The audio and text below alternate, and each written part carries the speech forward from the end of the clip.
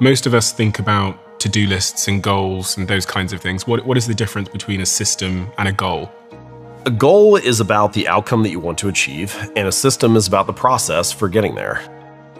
Goals are best for people who care about winning once. Systems are best for people who care about winning repeatedly. If you really want to make progress again and again, if you want to get to the top and stay at the top, you need some process for staying up there, some collection of habits that's going to keep this machine running. So this is why, I say in the book, we don't rise to the level of our goals, we fall to the level of our systems. And so your goal is the target, the outcome, the thing you're shooting for. Your system is the collection of daily habits that you follow. And if there is ever a gap between your goal and your system, your daily habits will always win. And so almost by definition, your current habits are perfectly designed to deliver your current results. If you want to see where you're going to end up, just follow the trajectory of your habits. What's the process you've been running for the last 6 months or year or 2 years, and they've carried you almost inevitably to the outcomes that you have right now. Now, I'm not saying that habits are the only thing that matter in life, right? Like strategy matters, luck, randomness, those misfortune, those things can influence the outcome. But by definition, luck and randomness are not under your control, and your habits are. And the only reasonable, rational approach in life is to focus on the pieces that are within your control. So I think goals can be good for setting a sense of direction. They're good for clarity, especially if you have a team, get everybody rowing in the same direction.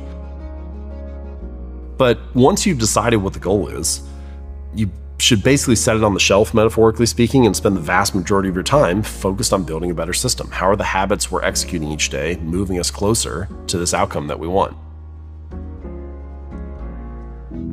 Earlier on, when you said that ambitious people, they have lots of aspirations, lots of habits they want to start, I was thinking about myself and thinking, there's probably 30 habits that I would like to acquire. I'd want to be better at writing, I want to be a runner, I want to be better at speaking, I want to be a better friend and be more attentive with my friends, and all of these new habits that I want to pursue. How does one know which one to aim for first? Is there a framework for knowing? I do think there's some level of strategy, which is a good place to start is by asking yourself which habits are upstream from other good things happening. So, for example, I know that if you were, maybe the question to start with is, when you live a good day, when you feel dialed in, when things are rolling along well for you, what tends to be part of that day? Sleep. Okay, great. So that's, I would say for me, sleep is definitely one. I would say getting my workout in, and usually reading and writing are a part of it, but I think I could just boil it down to reading. If I just read 10 pages, that often sparks the writing. So to me, reading is the fuel for writing for me. So I could say get a workout in and read for 5 minutes or 10 minutes. Those are the two things that are part of a good day. And what happens is they're upstream from a lot of other good things happening. For example, if I get the workout in, yeah, I feel good, I get the benefits of the workout, but I also have a post-workout high for an hour or two, so my focus and concentration is better. I sleep better at night because I got the workout in, now I'm tired. I tend to eat better when I work out. It's when I'm not working out that I eat terribly. So that's why, I don't know, it's kind of I don't want to waste it or something. So at no point was I trying to build better focus habits or sleep habits or nutrition habits. Those just came kind of as a natural consequence of getting the workout in. So what are those things that you do that are upstream from other good things happening? I think those are good anchor habits to start and focus on. If I could add another one for myself, I would say it's a little bit of time. It's really just time to think, but it's time to reflect and review. There's this interesting thing that happens if you have a really good work ethic, if you have a strong work ethic and working hard has gotten you far in life, it kind of becomes a crutch. For a long time, I was if I ever had a problem, I was well, I'll just work my way out of it. I'll just work harder on it until I figure it out. And that's great. That's really powerful for a lot of things.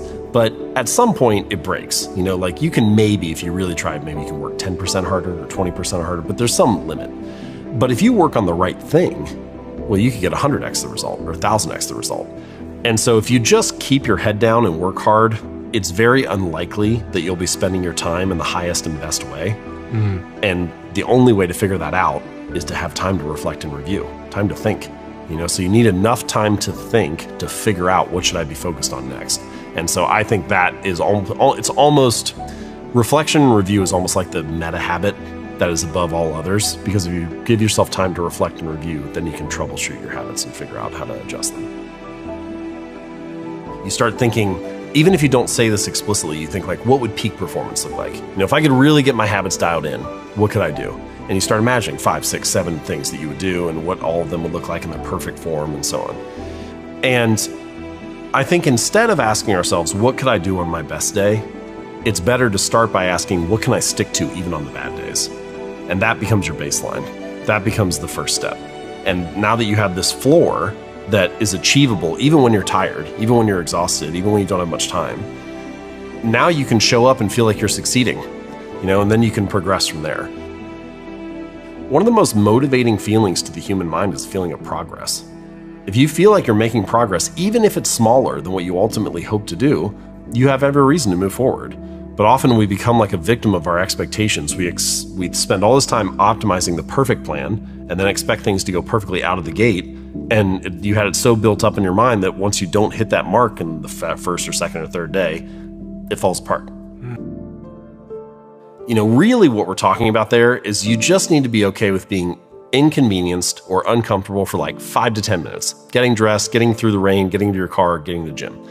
The workout is the same that it's always been. It's the same, you're in the same gym that you are in the summer or when the weather's beautiful or whatever. So it's really, can you handle that like 5 minutes of inconvenience? And so many things in life are like that. Can you master that little moment? And if you can, and you can still get started, that's when you gain an advantage. Everybody works out on the good days, but on the days when you feel stressed and tired, on the days when the weather's bad and it's kind of inconvenient, on the days when you don't really feel like it, can you show up, even if it's in a small way? One of my little mantras that I try to keep in mind is reduce the scope, but stick to the schedule. So the normal scope might be I write for 30 minutes, and then you look up at the clock and you're like, oh, I only have 15. And sometimes what happens in your head is you're like, oh, I don't have enough time to write today. Or you're like, oh, I was planning to work out for 60 minutes. And you look up and you're like, time got away from me. I only have 20 minutes now. I don't have time to go to the gym. It's easy to talk yourself out of it, but reduce the scope, but stick to the schedule. It's like, well, I only got 20 minutes instead of 60. So I'll just get in there and do a couple sets of squats and that's it. And I've had so many workouts that have been like that, where you're like almost, it's easy to be kind of disappointed you weren't able to do the whole thing that you wanted to do, but you didn't throw up a 0. And if you don't throw up a 0, you maintain the habit. And if you maintain the habit, all you need is time. And so the bad days are more important than the good days in that sense. You need to figure out, how do you show up even when it's not optimal?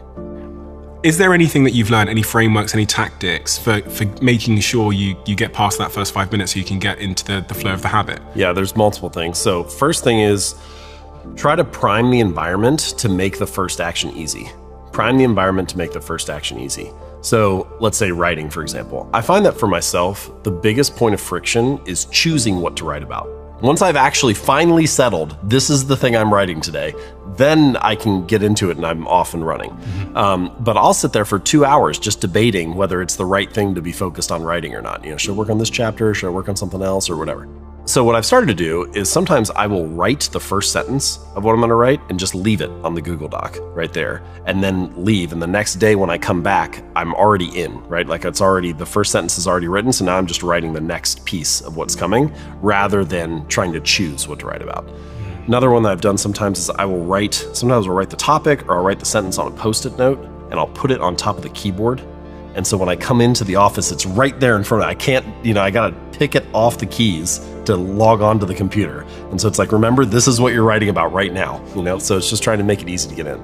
I have a bunch of readers who do stuff like set their running clothes out the night before, so they're right next to the bed. You got your clothes and your shoes there. One woman, I just talked to her at an event. She came up afterward and she said, I actually sleep in my running clothes, and I just get out and put her shoes on and goes right out the door. But you're trying to prime the environment to make the action easy. Okay, so how can you set up the spaces that you're in to prime those habits? I think one really interesting question to ask, walk into the rooms where you spend most of your time each day, your office, your living room, your bedroom, and then look around and ask yourself, what is this space designed to encourage? What behaviors are easy here? What behaviors are obvious here? And the good habits that you say you want to build, are those the path of least resistance? Is that the obvious thing in this environment? And if not, maybe you can make some adjustments to try to make the good habit easier and the distractions maybe a little bit harder. So that's first thing, prime the environment to make the action easy. Second thing is, if there's like one principle that is probably the single most important for building habits. It's make it easy. Just scale it down and make it easy. I refer to it sometimes as the 2-minute rule. So take whatever habit you're trying to work on, you scale it down to something that takes 2 minutes or less to do. So read 30 books a year becomes read 1 page. Or do yoga 4 days a week becomes take out my yoga mat. Sometimes I will mention this to people and they resist it a little bit. They're like, okay, buddy, I know the real goal isn't just to take my yoga mat out. No, I'm actually trying to do the workout. So it's some kind of mental trick and I know it's a trick, then why would I fall for it, basically? But there's this guy, I mentioned him in Atomic Habits, his name's Mitch. And he went to the gym, and for the first 6 weeks, he had this strange little rule for himself where he wasn't allowed to stay for longer than 5 minutes. So he'd get in the car, drive to the gym, get out, do half an exercise, get back in the car, drive home. And you're like, this sounds silly, right? Clearly, this is not going to get the guy the results that he wants. But what you realize is that he was mastering the art of showing up, right? He was becoming the type of person that went to the gym 4 days a week, even if it was only for 5 minutes. And so I think this is kind of the deep truth about habits, which is a habit must be established before it can be improved. It has to become the standard in your life before you optimize and scale it up into something more. There's that quote from Ed Lattimore where he says, the heaviest weight at the gym is the front door. There are a lot of things in life that are like that. And so by trying to make it easy to master, easy to get started, then you're in the game. Now you're in the arena. There's all kinds of things you can improve from there. A lot of the time when someone sits down and they want to build a new habit, they don't say this, but what they kind of assume is what it would mean to be successful with this habit is that I do it for the rest of my life. And that if at some point I'm not doing it, then that must mean that I failed or I quit on it. But that's not how it is at all. Things have a season, and so habits have to change shape over time. Let's take my my writing habit, for example. The habit that launched my career was I wrote a new article every Monday and Thursday, and I did that for 3 years. So the first 3 years, 150 articles, write twice a week. That was a great habit. They were like 2,000 word pieces or so.